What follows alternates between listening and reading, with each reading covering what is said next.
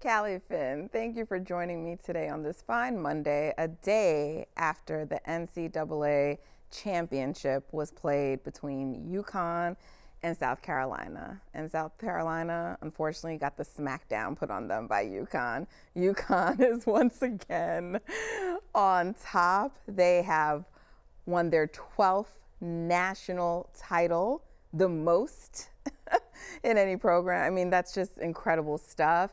And they did it in such impressive fashion. And you know what?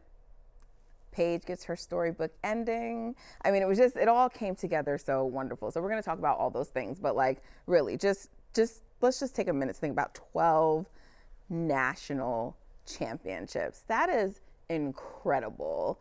And you just have to say bravo to them. And they played amazing. Honestly, UConn has looked like the best team all tournament, right? They came in and they've just been blowing teams out. They made, UCLA look like they weren't even in the same class with them, and UCLA was the number one overall seed, right? And I think even though Connecticut did really blow out South Carolina early in the season, I think people were still expecting a closer game, a more competitive game, and it just wasn't that, you know? And I know some people might be disappointed by that, but you know what, Callie? There are times where I think you just have to step back and appreciate dominance and greatness. Yeah. And that's what we saw on display yesterday between Azzi Fudd, most outstanding player, between Paige Bueckers and Sarah Strong. I mean, we will talk about each of these ladies, but I mean, just incredible performance all around, Callie. It's funny that you say that. I think some people expected a more competitive game because for a moment we had that. The first quarter, the pace was just incredible. And I remember thinking, wow, like if they can maintain this, we're in for a really interesting and pulse-raising championship game. And it just wasn't maintained. But like you said, I think that there's a certain point where dominance just has to be the story that we praise and respect, and I think that Gino Auriemma now being like the winningest coach mentioned all of these titles, they mean a lot, but this one especially was notable. He said on the court that they lost their first preseason scrimmage, like a closed door scrimmage, and he didn't even think they were going to make it to the tournament. And so I And that was think to that, Columbia, by the way, I think. Yeah. and I didn't know Wait, that. wait, wait. So It was to, wait, it might have been, I might be lying. It was one of the Ivies, but yes, it was to one of the Ivies. yeah, I mean, to me, I thought that was super compelling. And he talked about how this team has really like gelled and come together over the course of a season, but it wasn't immediate. And then to see that kind of play out in the box score, I mean, they had it was a diverse amount of scoring. Like the ball was, the love was shared on the court. And so, I mean, I think it's a great win for them. And like you said, I think the main thing we'll take away is that Paige gets her storybook ending.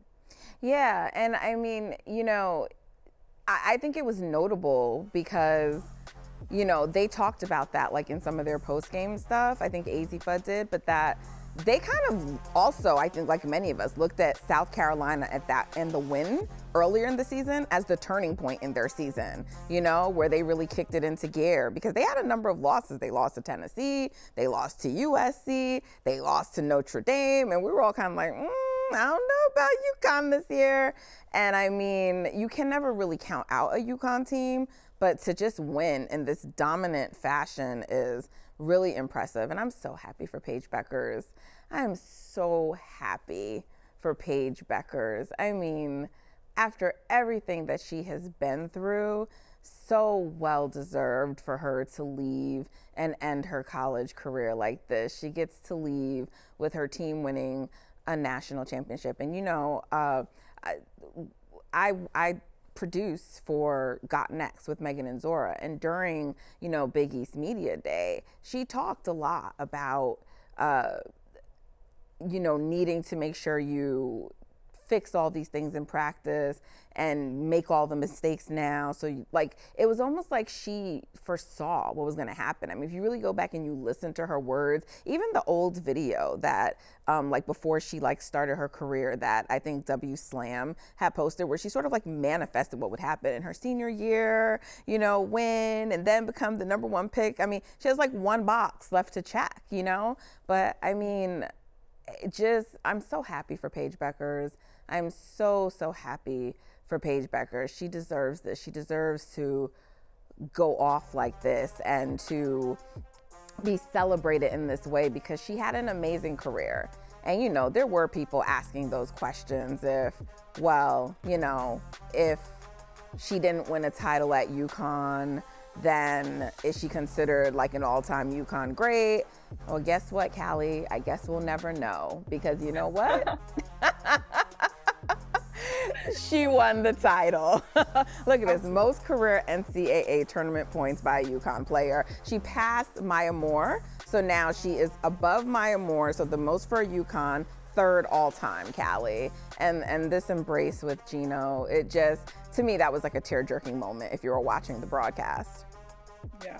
I loved how it said at the bottom, the final, what did it say? Like the final page in the book of Bueckers or something like that, because it really is like full circle for Paige. You think about, you alluded to the beginning of her career with UConn. I think she scored 17 points in her first ever career game with UConn, and finishes with 17 points in her final game. And also, I think the significance of this title too, like it ended a 9-year drought for this team. Yes. They have been obviously dominant. And when we talk about college basketball, but their last championship was in 2016. And so I think for her to be the one to kind of, I don't know, represent the ending of that drought, it's so notable. And I know that like we use titles as in like the media a lot to kind of, I don't know, canonize a player's legacy.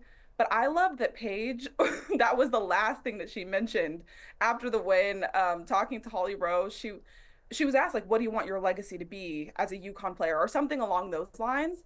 And she was like, I want it to be that I'm a good teammate. I'm this, I'm that.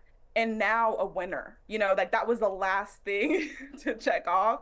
And I thought that was really beautiful. I mean, I think that in women's basketball, we're seeing this lately, like knee injuries can be like, they can change your story, like they can change your career. It's not just knee injuries, but that's really common in women's basketball. And for her to overcome that adversity and be the player that, she obviously knew she could be and that we all, knew she could be, I think that that's really, really beautiful. And the same thing goes for Azzi. When we talk about her, it's like knee injuries are not stopping either of those Huskies. No, I have to, before we get into Azzi, I need to give a shout out to Ryan Rucco. He is the master of this bar that we see on the lower third, and it was such a bar that I had to use it. So thank you, all credit to him, because when he said that, I was like, ooh, he really ate with that. I'm going to steal it, I'm going to borrow it, but give all credit because he said it on live TV yesterday when she secured the win, and I just like, wow. It just stuck with me. So I love it. I love that. Yeah. But you love to have people like that who can come up with bars when they're on the call, right? Like, I mean, it's just so great. Azzi Fudd, you mentioned. And I mean, what a performance by Azzi. I'm also so happy for her. She's the most outstanding player. I mean, 2 ACLs for her to come back and do this. And I mean, she was dominant, and she was dominating by not doing what she does best, which is make threes, shoot threes. The shots weren't falling, and she showed us there's another part of her game. She can put the ball on the floor and create. She was defending. I mean, she picked Mylasia Fawali's pocket 2 times that I remember. I mean, she was like, nah, we are winning this game, and there's no way I'm not letting that happen. And I mean, she was incredible. And I want to say something because, like Azzi was brilliant, and I want to make that very clear, but I already sort of see some people trying to use this as an agenda to be like, oh, Azzi and Sarah carried Paige. Let's be very clear. I watched regularly, Callie, while multiple South Carolina players went at Paige Bueckers, right? And so when you do that, when you focus so much on Paige Bueckers, that opens up things for the rest of her teammates. And it's fitting that Azzi, Paige, and Sarah Strong all made the all-tournament team. I mean, this is incredible. This is incredible. Azzi Fudd was so brilliant in that game yesterday. I'm so happy for her. Yeah, I mean, I think that's such a great point to really emphasize, which is that, like, just because the game plan was clearly focused on limiting Paige, that, it's not a slight on Azzi or Sarah Strong. They did absolutely what you needed them to do and more, but they almost were like empowered to do that because of the way that the defense schemed for this game. But still, to watch Azzi, you mentioned like, yes, 24 points and making plays, but a lot of those plays were like pivotal in terms of timing. Like when you think of like the momentum shift of some of these plays, there was one like highlight layup where it was just like, oh my goodness, Azzi, like this is crazy. Like not the rhyming, but her mom also was wearing a shirt that said like, Fud around and find out. Do you not see what our topic bar says, Callie? Fud around and find out. No. You know I'm blind. I didn't see it. Yes, and that's why, like, everyone gave me the topic bars for today, okay? Yes. Thank you, because that was perfect. Yes, and that's exactly what South Carolina did, is I don't even know how to say that in the past tense. They fudded around and found out, okay? Like, she was, and I think too, like, one of the most positive parts of that performance is seeing the smile break out on her face. Azzi is like a stone cold player, but there were moments where she's making plays. Like, there was a fast break opportunity where you could see, like, the smile, like, she's just thrilled, like, and enjoying the game. And I think for somebody, like you said, 2 ACLs, to see that joy on their face and then it results in the win, that's like what you want to see as a basketball fan, even if it wasn't like the competitive showdown that we were anticipating. Yeah, and I think, it's notable because it's spoken about how nervous she was the first time she appeared and just her confidence now. And if you listen to her talk where she's like, obviously you don't want to like be too cocky or anything, but we felt we were going to win, like from early in the tournament. And they played like it. They played like the more poised team. You wouldn't have thought that South Carolina were the reigning champions, right? They played like the more poised team. They played like the hungrier team. They executed. And one story that came out about Azzi that really touched me was hearing about what Steph Curry and his team did for her to rehab coming back, from her second injury. They put together a special team. I mean, these are the people who work with Steph on his injuries and things like that. And they put together a special team to handle her rehab, and both her family and Azzi, they just say like they don't know where they would have been without him. But I just think like shout out to Stephen Curry and, his brand giving that kind of support to Azzi, a player who they have signed, right? To give her that kind of support, that's a great investment, I feel, in women's sports.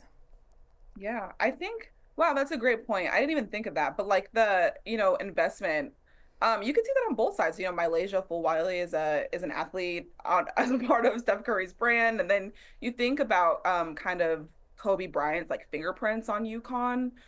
With his daughter Gigi being a huge fan of that team. Yeah. And you saw Vanessa Bryant post about how like proud Gigi would have been to see that. Some of that stuff are things that I maybe wouldn't have immediately thought of, but you're right. Like those, these leagues go hand in hand, and like the investment from NBA players, or even just like the, being present and caring are things that kind of go a long way, I think, when you think of the stories of these teams and like, what's going on behind the scenes. For sure. Well, we cannot end talking about what UConn did yesterday without talking about Sarah Strong, because, Callie, I don't know, she might be heading into next year. I think she might be their best player. I wouldn't disagree. I think that there was a case for her to be most outstanding player. This is no shade. I agree. 24 points and 15 rebounds, 11 of those rebounds coming in the first half. I was like, oh my gosh, she is not playing like a freshman. This is not a freshman. She plays like a pro. And I know that maybe that sounds dramatic, but watching her, I'm like, this is unreal. And Diana Taurasi compared her to Nikola Jokic on her show. And you can kind of see that in some moments, like the way that she moves and things like that. But she's just a threat, like at any position, beyond the arc, in the Yeah. paint. It's like, wow, Well, my this good girl's. sis says she actually watches tape of Nicole Jokic. So, like Oh, that, that comp was fitting because she watches. And obviously, we know Maya Moore is like one of her favorite players, a big part of why she wanted to go to UConn. A number of the players that she looked up to and that who inspired her are from UConn. But I mean, come on, you as a freshman score the most points in an NCAA tourney in your first, like, that's crazy. You know, I believe it was I thought 114 points. I mean, she is throughout the she. tourney, over the course of the tourney. I mean, and you know, Nakai is Duncan, you know, someone we both know well. He had a tweet that I thought was so fitting. He said, "This is the worst This is the worst version. she's gonna be. This is the worst she's going to be." I almost wanted to quote that and be like, we should all be scared. We should be very scared. Like, women's basketball as a whole should be very afraid. If this is the worst Sarah Strong that we're gonna see, because she's already stellar. Like, she's Yes. so fun to watch. I was like waiting until we get to talk about Sarah Strong, because to me, she was like the highlight of this championship game, but also like there were so many moments in the tournament where I'm Yes, just like, wow, for this sure. girl. And Dawn gave her high praise too and said that she might, by the time she graduates, be like the best player to come out of UConn. That's pretty high praise when you consider Brianna Stewart and Maya Moore and Diana Taurasi and on the names that have come out of UConn, right? You know, I'm so looking forward to what she's going to do, and we get to watch her for 3 more years. So, woo! Congratulations, Sarah Strong, Azzi, Paige, UConn. What a tremendous season, and great win to bring your program back to the top, and remind people who UConn is and that they stand for winning. Now, before we go from the NCAA title, I just want to say, yes, it was a smackdown for South Carolina, Callie. It was. But I have no doubt in my mind, right? What do we say? In Dawn we trust, in the house that Dawn Staley built, right? That UConn, that South Carolina will be back. They will be back. I expect no less than the Final Four for South Carolina. And I'm positive that they will be back. And will they win another championship before, you know, some of these, you know, Mylasia Fawali, she's already got one, but will, you heard, Joyce Edwards, my apologies, talking and saying she hates this feeling so much. She hated losing so much. She never wants to feel it again. So do I think Joyce Edwards will probably win a natty in her career? I do. Do I think that Mylasia Fawali will get another one? I do. Mylasia Fawali said she'd never lost a championship game before this one. So it hurts. And it hurt me, Callie, to see the tears flowing all over South Carolina. It was so hard. And you know what? If it went the other way, it would have hurt me to see UConn. Like, this was just a matchup that I was going to be very sad for whoever didn't win, because they're both such likable teams and such amazing players. And you know, so it's going to fuel them. Dawn Staley says she let them sit in their sadness, Yeah, she Callie. said she wanted them to cry. She Yeah. wanted them boost, which is good, because she said it's going to motivate them in the off season, which is true. You know, you lose, you come back, and you have that chip on your shoulder. I think Mylasia Fulwiley in the locker room had mentioned that, like, they came out with the same level of grit as UConn, but they were not able to maintain it. That was how Mylasia explained it, and I feel like that's a really good encapsulation of what we saw play out. It's like, from the start, that looked like it was going to be incredibly competitive and gritty, and it just wasn't. UConn seemed to want it more, and I know that that's like a oversimplification of what happened in the game, but that's, I think, the way that Mylasia viewed it based on what she said, and you know that that's not something that she's going to like take lightly. And so I think that No, yeah.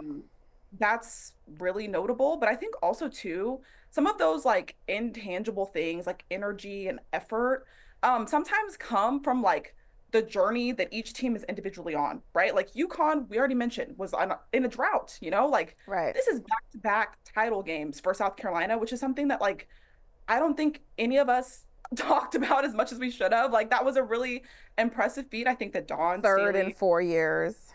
yes, and I think that Dawn Staley spoke to that. Like, we are doing something that's really impressive too, and we have really impressive players also. And like the legacy of our team and the story of our team is one that should be talked about also. I feel like that should have been like the main takeaway from the comments that she gave going into this And it's game. back-to-back years for South Carolina being treated like that. They completed an undefeated season, and with all due respect, the story was Caitlin Clark. And like Dawn said, there's room to talk about both, and we should have talked about both because if any team completes an undefeated season, we talk about it. Yeah. Sanaya Fagan, Breezy, and Raven Johnson, those three from that class, they have never not gone to the Final Four over their entire career. College career. Is that what they're calling the SC Invitational, or is that just the tournament at large? I'm not sure. No, but every single year, I think they've lost 7 games total over those 4 years. So they have nothing to hang their heads about. It's going to hurt. I know they're going to feel the pain, but this program is still very strong. And I already know that Dawn Staley is working the transfer portal, and I expect UConn. Why do I keep calling them UConn? I expect South Carolina to be back, and like Malaysia Fawali said, it might be the start of now a little rivalry brewing, and I think that would be great. Yeah. All right, Callie. Well, thank you so much for joining me to talk about the NCAA championship. I hope everyone enjoyed it as much as we did because it was great for women's basketball. We need to get out of here with the rhetoric around, oh, games weren't competitive. There are not competitive games all the time in the men's tournament. We watch that every year. Sometimes that happens. Sometimes a team is just so dominant. That's what it is. And that's what it was this year. But we saw great basketball on display. And I'm so excited about the growth of women's basketball and how it continues to grow. So shout out to all of the teams and players that participated in this tournament. Thank you for giving us a great tournament.